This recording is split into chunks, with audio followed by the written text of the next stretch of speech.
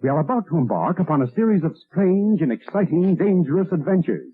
Adventures that will lead us to all parts of the world. Hello and welcome to another Bad Comic Review. This time we're looking at City Boy Issue 1. This is a 6-part mini-series from DC Comics from 2023, written by Greg Pak, art by Minkyu Jung, colors by Sunny Gho, Wes Abbott letterer, cover by Minkyu Jung and Sunny Gho. The cover is just a pinup. It's not very exciting. It just looks like a weird perspective shot with a city street folding somehow, maybe from an earthquake or something, but it's kind of boring. Should have had some more action in it. So we start out with this kid being abandoned as a child, apparently, and then we see him grown up, and even though on the cover he is wearing what appears to be a mask of some type, he only ever has it under his chin through almost the entire issue. I don't think he pulls it up once. It's just under his chin the entire time, which makes the mask absolutely pointless. Not only will it not protect him from any pandemic diseases, but it's also not going to hide his identity, which actually would have been helpful in this issue. So we learn that he has the ability to find things by communicating with the city. They do go over his origin a little bit. It turns out there was some sort of experiment that would allow people to connect to the living consciousness of the city, in this case Metropolis. Unfortunately, our hero Cameron here stumbled into the experiment and became one with the city or something. Now his abilities seem to be very reminiscent of Jack Hawksmoor from The Authority, especially in the post-Warren Ellis version